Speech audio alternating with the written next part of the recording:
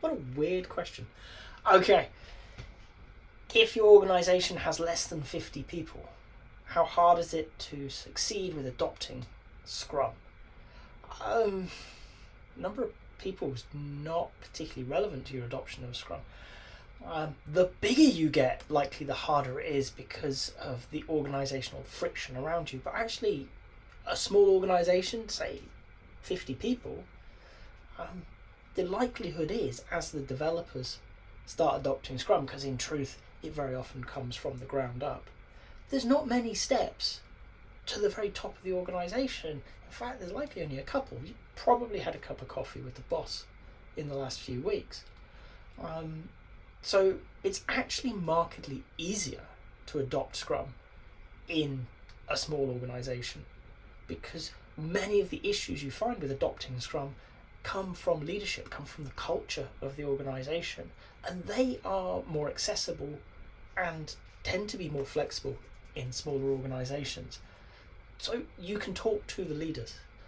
Right? The State of Agile report consistently responds with, the culture of the organisation, the leadership of the organisation being the biggest impediments to the adoption of Agile. 15 reports, I think it's been the top 2 or 3 every year. So in a small organisation, you've got access to that leader. So you're adopting Agile, you're adopting Scrum, and you're sat there thinking, this is hard. Well, it is. Step 1, it is hard. Okay, so acknowledge it, and then think about what is hard, what's making it difficult. And you're likely to find there are policies in place, there are procedures in place that aren't supporting what you're doing. People are asking for things that aren't necessary for what you're doing. Okay, well, I hope, because you're working in a small organisation, you know who to go and talk to about it. And they're not 5, 6, 7, 8 levels away from you. They're just down the corridor. You're probably in the same Slack group or something. So start that conversation. You can. One of the things that I love working with small organisations for is actually the owners tend to be in the business. The managers tend to still be in it. They're working not only on it, but in it. So they care that this stuff works at a visceral level. And what you've recognised is something that they are responsible for, the environment, the policy, the procedures, isn't supporting what you're trying to do. Go and have that chat. It doesn't have to be a big scary conversation.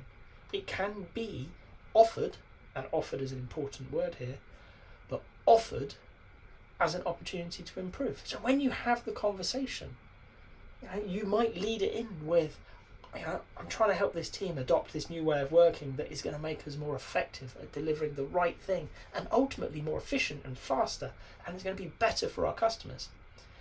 And I've noticed some things that we could make some tweaks to really help us do that. Okay? How open, with that. This is what I'm doing. This is what I'm seeing.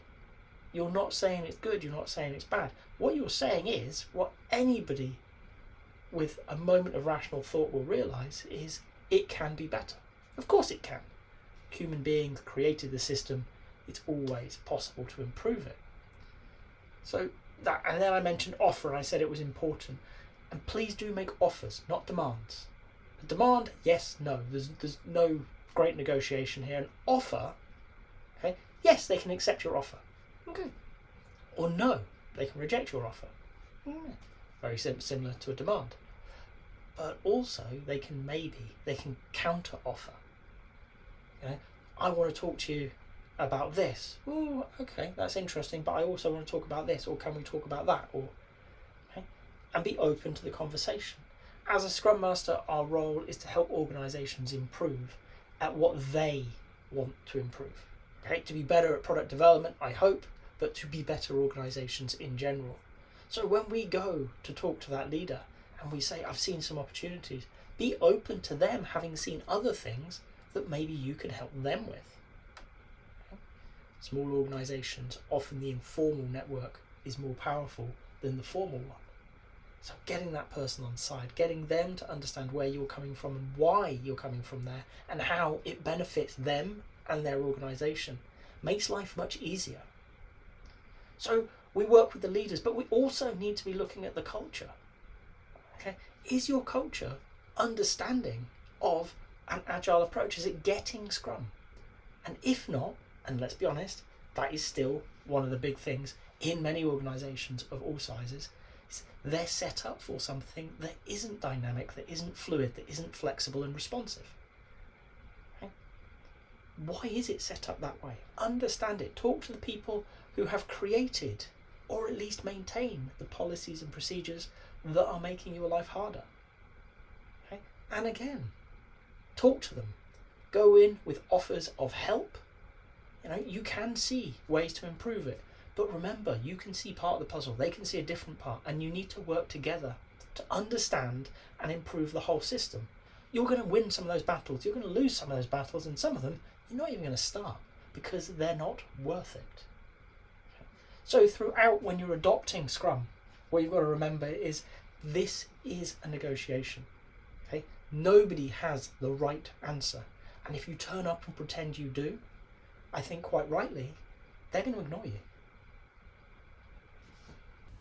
If you've got to this point in the video, I hope you've enjoyed it. If so, a like would be appreciated. If you want to hear more from me, more answers to questions that maybe you've got in the Agile world, please subscribe to the channel.